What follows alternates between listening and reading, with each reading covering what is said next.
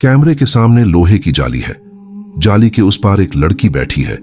उम्र कोई 22 साल, चेहरे पर थकान, आंखों में गुस्से और दर्द का अजीब सा मिश्रण। रिपोर्टर हल्की मुस्कान के साथ बैठा है। उसके सामने रिकॉर्डर रखा हुआ है। रिपोर्टर: लोग कहते हैं तुमने एक पुलिस अफसर को बीच बाजार चाकू मारकर मार डाला। इतने लोगों के बीच तुम पागल हो क्या? लड़की धीरे ठंडी आवाज में: पागल तो वही था जिसने सोचा कि अपनी वर्दी की आड़ में हमेशा बच जाएगा। रिपोर्टर: तो तुम मानती हो कि कत्ल तुमने ही किया? लड़की हल्की मुस्कान के साथ: हां, कत्ल मैंने किया, लेकिन कत्ल से पहले जो उसने किया, क्या किसी ने सोचा उस पर? रिपोर्टर चुप हो जाता है। कैमरा लड़की के चेहरे पर फोकस करता है। उसकी आंखों में एक कहानी दबकर चीख रही है और यहीं से असली कहानी शुरू होती है। कहानी की शुरुआत: लड़की का नाम नेहा चौहान। दिल्ली के बाहरी इलाके की एक मिडिल क्लास कॉलोनी में उसका घर था। पिता एक प्राइवेट कंपनी में अकाउंट्स का काम करते थे। मां गृहिणी थी। नेहा BA इंग्लिश ऑनर्स कर रही थी और साथ ही बच्चों को ट्यूशन पढ़ाती थी। उसकी जिंदगी आम लड़कियों जैसी ही थी। दोस्त, कॉलेज, सपने, करियर। लेकिन एक कमी हमेशा उसे सालती थी। उसका परिवार बहुत साधारण था और समाज में उसका कोई कनेक्शन या पावर नहीं था। पहली मुलाकात: वह पुलिस वाला गर्मियों की एक शाम नेहा बाजार से घर लौट रही थी। तभी कुछ लड़के बाइक पर पीछे पीछे आकर उसका पीछा करने लगे। वे गंदी बातें कर रहे थे और अचानक उनमें से एक लड़का उसका रास्ता रोककर खड़ा हो गया। नेहा डर गई। तभी अचानक एक जीप आकर रुकी। उसमें से उतरा एक पुलिस अफसर, लंबा, चौड़ा, सांवला और आंखों में अजीब सा तेज। उसके बैज पर नाम लिखा था SI अरुण यादव। वह बाइक वालों पर ऐसे बरसा जैसे शेर शिकार पर टूट पड़ता है। 2 को पकड़ा, बाकी भाग गए। नेहा कांप रही थी। अरुण ने उसके कंधे पर हाथ रखा और कहा, डरने की जरूरत नहीं, जब तक मैं हूं कोई तुझे छू भी नहीं सकता। उस पल नेहा को लगा जैसे कोई फिल्म का हीरो सामने खड़ा है। भरोसे की नींव। अरुण यादव ने उस दिन नेहा का नंबर ले लिया। अगर कभी परेशानी हो सीधे मुझे कॉल करना, समझी? उस रात नेहा को पहली बार एहसास हुआ कि इस शहर में उसका भी कोई गॉडफादर है। धीरे धीरे उनके बीच बातचीत बढ़ने लगी। कभी कॉलेज छोड़ने आ जाना, कभी मार्केट में अचानक मिल जाना। नेहा की सहेलियां कहती, अरे वाह, पुलिस वाला दोस्त है तुम्हारा, अब तो तेरा कोई कुछ बिगाड़ नहीं सकता। नेहा को भी अच्छा लगता। उसे लगता अरुण सिर्फ उसकी सुरक्षा के लिए है। अरुण का आकर्षण। अरुण उम्र में नेहा से लगभग 15 साल बड़ा था। शादीशुदा था, 2 बच्चे भी थे। लेकिन उसकी बातें, उसका आत्मविश्वास नेहा को खींचने लगे। वह उसे दुनिया की असलियत बताता। यहां शरीफ लोग पिसते हैं और चालाक लोग जीते हैं। अगर तुझे आगे बढ़ना है तो तुझे डरना नहीं, लड़ना सीखना होगा, और मैं सिखाऊंगा तुझे। धीरे धीरे अरुण नेहा के लिए रक्षक से मार्गदर्शक बन गया।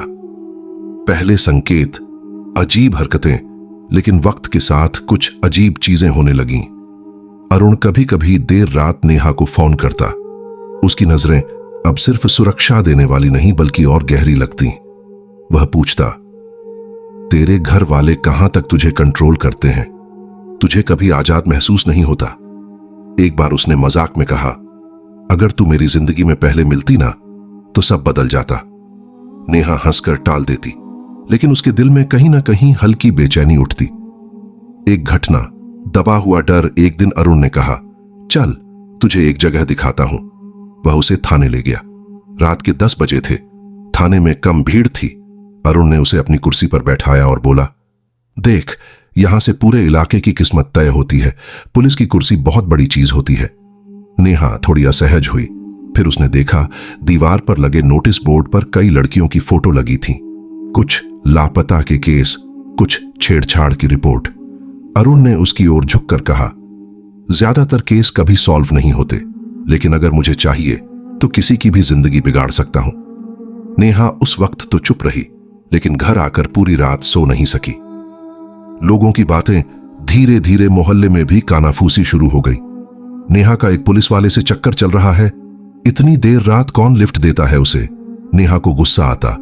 वह अरुण को कहती, लोग बातें बना रहे हैं।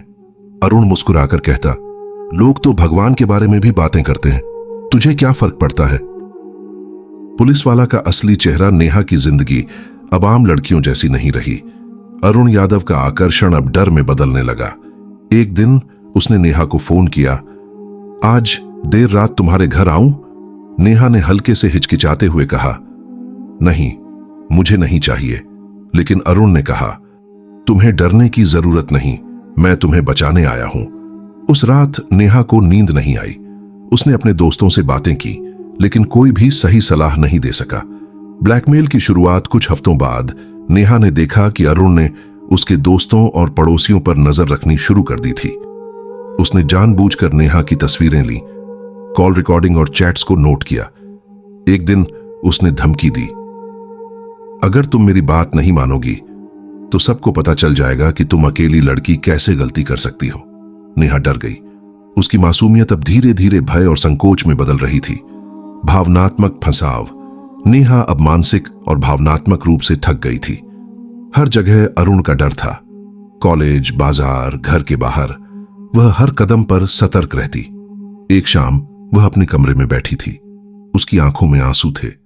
उसने सोचा, क्या मैं अपने जीवन में फिर कभी सुरक्षित रह पाऊंगी? वहीं तभी उसकी बहन आई और बोली, नेहा, तुम हमेशा ही परेशान क्यों रहती हो? क्या कुछ गलत हुआ? नेहा बस चुप रही। उसे डर था कि अगर वह किसी को सच बताएगी तो अरुण के गुस्से का सामना करना पड़ेगा। बाजार की घटना की ओर संकेत। बाजार की उसी भीड़ भरी सड़क पर नेहा अक्सर गई करती थी, लेकिन हर बार उसे लगने लगा कि अरुण कहीं आसपास है। उसने देखा कि कुछ लड़कियों की नजरें डर से भरी हुई होती थीं। वह धीरे धीरे समझने लगी, अरुण केवल उसके लिए नहीं, कई लड़कियों के लिए खतरा था। एक अजीब दस्तावेज। एक दिन नेहा को पता चला कि अरुण के पास कुछ फाइलें हैं। लड़कियों की फोटो, उनके फोन नंबर और उनके परिवार के बारे में निजी जानकारी। नेहा डर गई। यह दस्तावेज किसी बड़े गिरोह की तरह लग रहा था, लेकिन उसने ठानी कि किसी को पता नहीं चलेगा। मनोवैज्ञानिक खेल। अरुण ने धीरे धीरे नेहा की सोच पर नियंत्रण पाना शुरू किया। वह कहता, अगर मैं नहीं होता तो तुझे लोग धोखा देंगे। उसने नेहा को यह भी समझाया कि दुनिया में सिर्फ ताकतवर लोग बचते हैं। नेहा अब दो तरह की सोच में फंस गई थी, डर और भ्रम। पहली हिंसक झलक कुछ हफ्तों बाद नेहा ने देखा कि अरुण ने बाजार में एक लड़की को धमकाया। लड़की रो रही थी, लेकिन अरुण ने उसे डराते हुए कहा, किसी को कुछ मत बताना, नहीं तो। नेहा को यह देखकर अंदर से क्रोध उठा। उसने पहली बार सोचा, क्या मैं कभी इसे रोक पाऊंगी? भीड़ में पहला प्लान। नेहा ने सोचा कि किसी सार्वजनिक जगह पर अगर अरुण को रोका जाए तो कोई लड़कियों को परेशान नहीं कर पाएगा। उसने धीरे धीरे योजना बनाई। उसने अपनी सुरक्षा के उपाय किए। चाकू खरीदा सुरक्षा के नाम पर, लेकिन मानसिक तैयारी के लिए। अपने दोस्तों को विश्वास में लिया, लेकिन नेहा के दिल में डर और तनाव लगातार बढ़ रहे थे। अरुण की छवि टूटती है। एक दिन नेहा ने देखा कि अरुण किसी दूसरी लड़की के साथ छेड़छाड़ कर रहा था। यह देखकर नेहा को पूरी तरह गुस्सा आया। वह समझ गई कि जो इंसान उसने अपना रक्षक माना वही असली खतरा था। अब नेहा के अंदर डर और क्रोध दोनों थे। उसने तय किया, अगर सच सामने नहीं आएगा तो मैं ही इसे सामने लाऊंगी। भाग 2 का क्लाइमैक्स। नेहा धीरे धीरे अपनी योजना को अंजाम देने लगी। हर कदम पर उसने अरुण की हरकतों को नोट किया। भीड़ वाले बाजार में वह पहली बार सोच रही थी कि सबके सामने सच्चाई लाना होगा, लेकिन उसे डर था कि अगर योजना फेल हुई तो उसका जीवन भी खतरे में पड़ सकता है। पहली सुबह तैयारी। नेहा ने पूरे रात नींद नहीं ली। उसने अपने कमरे में चाकू रखा, मोबाइल बंद कर दिया और एक छोटी डायरी खोली। डायरी में उसने लिखा, आज मैं सबका सामना करूंगी, सबको सच दिखाना होगा। यह कदम सही है या गलत मैं नहीं जानती, लेकिन डर अब और सहा नहीं जाएगा। उसने खुद को मानसिक रूप से तैयार किया। हर सोच, हर कदम पहले से प्लान के अनुसार था। बाजार में दिन बाजार की सुबह भीड़ भरी थी। लोग आमतौर पर सामान खरीदने और चाय पीने में व्यस्त थे। बच्चे खेल रहे थे, दुकानदार अपने स्टॉल सजाने में लगे थे। नेहा ने उस भीड़ में धीरे धीरे पैरों की आहट मापी। उसकी नजर हर तरफ थी, लेकिन उसका लक्ष्य केवल एक था, अरुण यादव। अरुण का ठिकाना नेहा को पता था कि अरुण रोजाना कुछ लड़कियों से मिलने के बहाने बाजार आता है। वह अपने आप को भीड़ में छुपाकर उसकी प्रतीक्षा कर रही थी और फिर वह दिखाई दिया, लंबा चौड़ा, मुस्कान और वर्दी में एकदम आत्मविश्वासी। वह किसी लड़की से बात कर रहा था, लेकिन नेहा को केवल उसका चेहरा ही देखना था। सच्चाई का सामना नेहा ने देखा कि अरुण उस लड़की को धमका रहा है। लड़की कांप रही थी। अरुण उसके फोन और पहचान की मांग कर रहा था। नेहा का क्रोध चरम पर था। वह अपने हाथ में चाकू कसकर पकड़ रही थी। अब डर और क्रोध दोनों उसके मन में मिले हुए थे। भीड़ में हमला। जैसे ही अरुण ने लड़की की ओर हाथ बढ़ाया, नेहा ने भीड़ के बीच से निकलते हुए उस पर चाकू फेंका। लोग चीख पड़े। दुकानदार और राहगीर भागने लगे। अरुण अपने बैज और वर्दी के बावजूद मदद के लिए हाथ नहीं बढ़ा सका। नेहा ने एक ही वार में उसे निशाना बनाया। अरुण गिर पड़ा। उसकी आंखों में डर और हैरानी दोनों थे।